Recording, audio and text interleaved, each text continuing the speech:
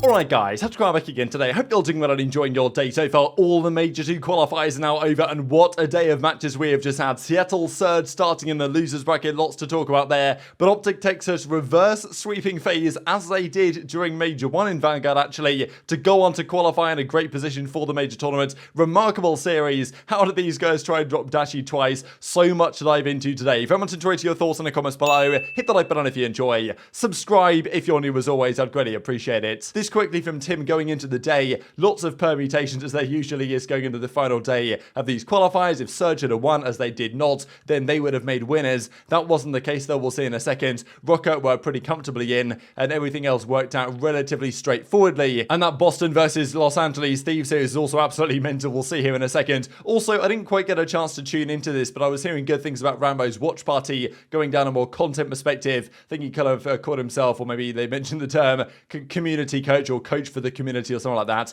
Just giving some good insight into what we might have seen if that 50-page PDF that he made apparently during the Cold War season actually became public. So just wanted to shout that out real quick, but let's dive into these series then. So firstly, Rokkr versus Surge, a surprising map 1 result, and this is the thing really about Rokkr is that both of these teams are dreadfully inconsistent. You don't know what you're going to get from them on a day-to-day basis. As I said earlier today, if Rokkr were to have won this series, they would have required a dominant performance of Afro. That's pretty much what happened the first couple of maps here, and it definitely went in their favour. Game 2 though, and this I think is where the real frustrations lie from the Surge side. Again, 1v2 in fairness, this time it's Simp and Pred in the 1 versus 2. I mean, Simp gets taken down here and Afro wins the 1v1 against Pred as well. The 2 star players clearly of that Seattle Surge team. But their Surge, it's not just accuracy, it's not just Mack, but those numbers aren't good either. But also Simp and Pred, whatever system they've got in Search and Destroy, it's not working. I mean, you can excuse a pretty bad Search and Destroy record as a one-off thing, but this has been happening all season long, and they are now officially 0 in 12 in online qualifier Search and Destroy so far this season.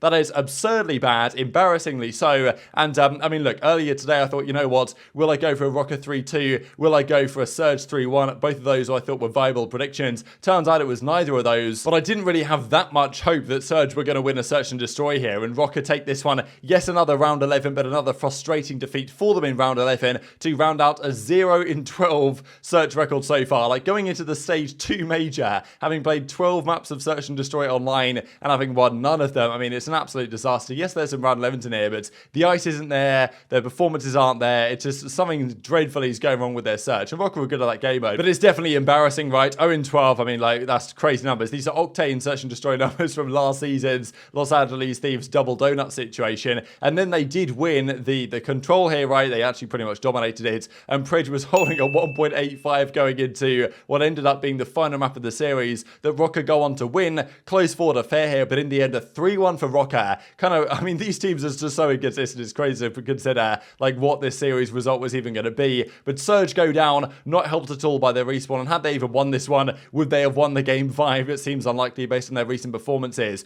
2 and 7 even in their just online qualifiers in general. These are the KDs in Search and Destroy. 0.97 for Pred, 0.7 pretty much for Sib, 0.7 for Mack, but a 0.59 for accuracy over 12 maps. It's definitely massively concerning here for accuracy, just because usually he's known as a bit of an S&D guy, right? Known as, you know, kind of the Iceman, are going to clutch a 1v1, 1v2, 1v3, maybe even more than that. But yeah, this season hasn't been happening. Whatever system they've got in Search is just an absolute disaster, and means maybe something's got to change here, right? And you can understand why. These were the tweets that came out after the series here from Pred and Sib. First, I'll share this one actually from Sib. I'm not exactly sure what he means here. GG's well played Minnesota, shots the BS today. So if you guys know what that means, let me know in the comments below. This other one though from Pred, you know, can't make this up, right? And you can understand why, because they're now starting in losers, 1 in 4 in this major cycle. They had a decent chance to start in winners, didn't happen at all by them losing the series. I mean, they'll feel like it was so winnable, especially when Pred is dropping a 1.37. Now, yes, you can say, you know what, sometimes Cellium drops crazy numbers and they lose the series, then he gets flamed for playing for kills. Now, you know, okay, I think at times that's a bit of an unfair narrative against Cellium, but at the same time, when it is Pred and he's playing on the SMG, I do think his kills are generally, I mean, look at the damage he has as well. Like, he's obviously being very impactful on the map here. Like,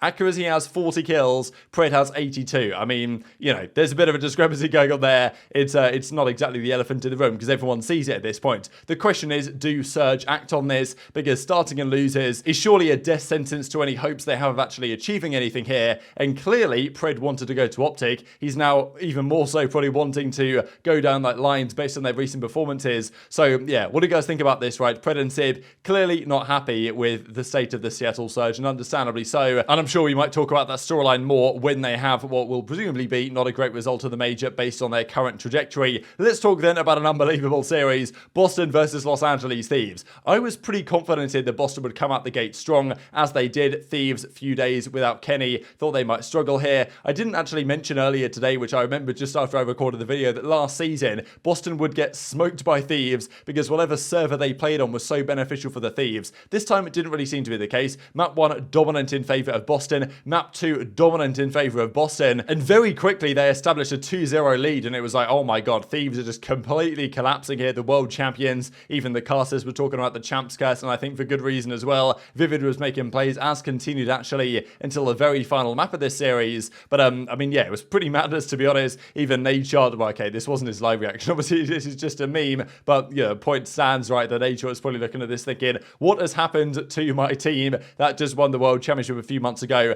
They did turn it around though, and this I think is one of the issues with playing a Fortress Control if anything wants to load. They played Fortress Control, the map is so painful and bad to watch. I'm not even going to torture you guys by bringing up any footage of it or anything on the screen here, because I mean, yeah, it was a painful one. It was all defenses. Went round 5, Thieves won. But that map has some qualities of like a momentum switcher in a way, because a team that was really struggling can just play TDM for a few minutes and get back into the rhythm a bit more. That's what Thieves did. They then came out hot in the game 4. They nearly threw this one away, honestly. Boston brought it back to being a pretty competitive map here, but in the end, Thieves take it to a game 5. And in game 5, there's only going to be one winner when Boston are on the other side of things, and that's going to be a Boston defeat. Whoever plays Boston is going to win the game 5. They're 0-5, I think, now so far this season. When it went game 5, like, I knew it was chalk to my prediction, because, I mean, and it was even more chalk when Thieves went up 4-0. Both of these teams seem to want to lose this map, because somehow Thieves go up 4-0, then it's 4-3, then it's 5-3, then Vivid is in a 1v3, gets to somehow get, I mean, I don't know what Ken's doing there, but somehow they got away with it. Kenny gets caught as well. This is just one you can't give away. I'm sure Jacob and Shane were pulling their hair out watching this. It goes to around 11, and it was super reminiscent of what happened, you guys might remember, back in the World Championship last year, when it was a similar situation. It was actually the first round for Thieves. They won that whole tournament, but it was round 11, game 5, Boston on the attack, and that game in Vanguard, they basically did nothing for 2 minutes and lost the round.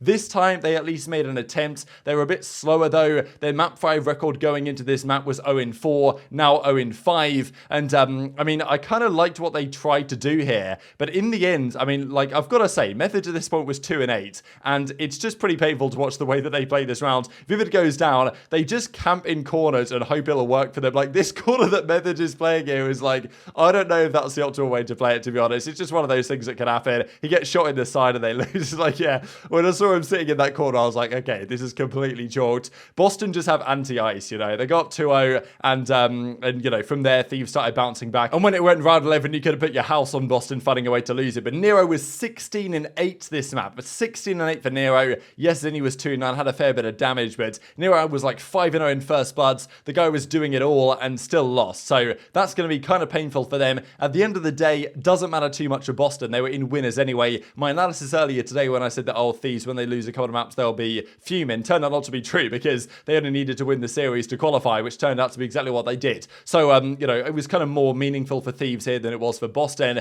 but nonetheless, not a massive confidence booster for them going into the major, knowing it's the home major, and knowing that, well, Methods obviously will know that Beans is there on the bench, ready to go at the first port of call, but Nero must feel he got costed in that one. Painful series, but in the end, Methods had a good overall series, at least, despite having the lowest damage on his team. Kenny had a bit of a rough one, but it was his first series back here since the illness. He explained it was actually vertigo he was having, which is kind of, you know, surprising to me, but yeah, hopefully it's all well and good now going into the major as well. That left the standings looking like this, confirming that Thieves did make it based on tiebreakers through it in the 8th spot. That leaves Mutineers, Legion, Surge, and Ravens out of there in the losers bracket. These 8 teams were confirmed, but seeding was still to be confirmed in the final matchup of the day that we shall now dive into. Man, I thought the other series were good. This one definitely topped the lot. Looking at the map set as well, I thought, okay, this is pretty good for OpTic as it goes on, but starting out, FaZe are so good on Embassy, right? Most games they play on Embassy are not ideal for the opposition. Quick note as well here on this power outage that OpTic was suffering at their facility. They couldn't quite get the scrims and the warm-up in they wanted here, so maybe it was expected they would come out a little bit slower than they maybe normally would have done. And game 1, Dashy was already on fire here, 21 and 11. But yeah, the SMG duo wasn't really firing. Didn't seem they were quite up to speed the way they usually are, because earlier on in the season, right, it was the SMGs that were doing a lot of the heavy lifting for OpTic, and it was Dashy that was actually kind of lackluster. Now Dashy's showing up big time. He needed the SMGs to be there as well, as they were down the line in the series. But game one goes FaZe's way relatively convincingly. It honestly seemed like this is going to be kind of a quick series, because OpTic got smoked by Legion, well, not smoked, but they lost 3-1 just yesterday. So against FaZe, a very hot FaZe, they come out strong here on Embassy, go up 1-0, go up 2-0 as well quite quickly. I mean, this is a dominant search and destroy. This is quite controversial though, because, I mean, look, if we zoom in, we can see that this bomb looks like it's been defused. Now, I'm guessing this is like one frame before the defuse actually comes through. Sometimes, even though the progress bar looks full, it's like marginally not quite full when he died. So I'm guessing that's what happened here. I'm guessing the game isn't rigged or something. And regardless, it didn't really matter too much for OpTic, because they got bodied on this search. So they go down 2-0 quite quickly. And, you know, obviously we were all hoping for a banger series here, right? I was hoping for a game 5. We got the game 5 in the end, but man, it didn't look like it was going to go there. And even people were tweeting this out, right? This isn't even close so far, as it wasn't, until OpTic decided, despite having lost this very control map to Vegas Legion, the worst control team in the game just yesterday, they come out to meet FaZe on it. I think some questionable plays here from OpTic again, because they were giving up a lot on their defense. It's understandable they'd want to do that, but it does mean that if they ever go 4 dead, the round is just chalked at that point. So it was just offenses all the way. We quite often actually see this here on Hotel nowadays, but OpTic won at the majority of them, and well, they end up going up 3-2 here, and well, keeping the series alive. But it did look on Hotel hardpoint that it was absolutely mega chalked, right, going into this one. Huke the Nuke was making some good plays. They were down by like 50 points at one point, actually. They bring it back to a tie game, and the close of this game was like the best I've seen so far this year. We've got to just bring it up on the big screen here to actually look at how this went down, because I thought this game was done. I actually almost looked away thinking it was GG. OpTic in a good spot, but Simp has a streak, calls it in, takes down the guy in hill, so Shotzzy goes down, then iLLeY goes down for the bottom, and with 8 seconds on the clock, Slasher gets in the hardpoint, Dashy drops as well. All the spawns are coming over at the left-hand side here for OpTic, so this is looking done and dusted. However, Slasher, maybe if he lays down in a different position here, he can't get seen by iLLeY. Like, honestly, if Slasher just stays alive, they win the game, because there's no way OpTic can get there in time. The only thing that's going for iLLeY, and iLLeY makes a phenomenal play, is to get this angle, kill Slasher just in time, and leave it where they can finally get to the hardpoint. I didn't think they were even going to be able to get there in time. They did somehow, and now they're in the hardpoint. Cellium comes in, gets one onto Huke right here, and then he's a little bit weak. He's actually on 1 HP here, so fair enough, he doesn't go in first. But there's an argument here that Cellium on 1 HP should be the first man in here, right? Slasher comes diving around the corner, and Dashy gets both kills. 250, 248. Man, absolutely absurd game of hardpoint. Like, what? Like, that was absolutely ridiculous, to be honest. What a great match to watch. And then it went game 5. Dashy, by the way, during this map, broke the kill record so far here in the CDL. 41 kills. The record was at 40 from Scrappy, I believe. 41 and 23. They tried to drop this guy twice. I simply do not believe it.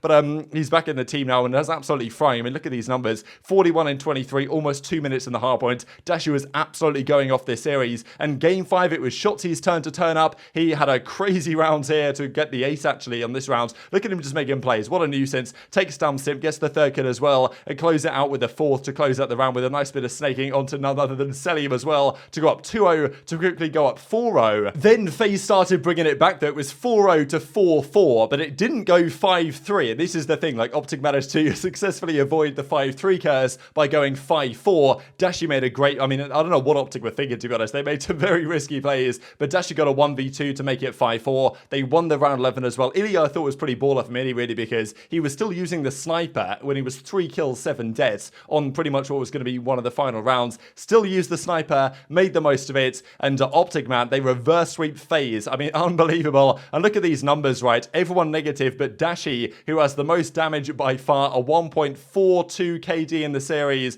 115 kills, absurd performance, and that solidifies OpTic as the #1 seed here going into the major. They will play Los Angeles Thieves round 1. They do not have a great record against Thieves historically so far in the CDL, but nonetheless, first seed, they're going to bring all that confidence in. Absolutely incredible stuff, and just confirmation here from Brian Sats that indeed that number is by far and away the season record for Dashy in terms of damage. So hit the like button if you enjoyed, subscribe if you're new as always, plenty to discuss tomorrow I'm sure, and take care of yourselves and I'll see you next time.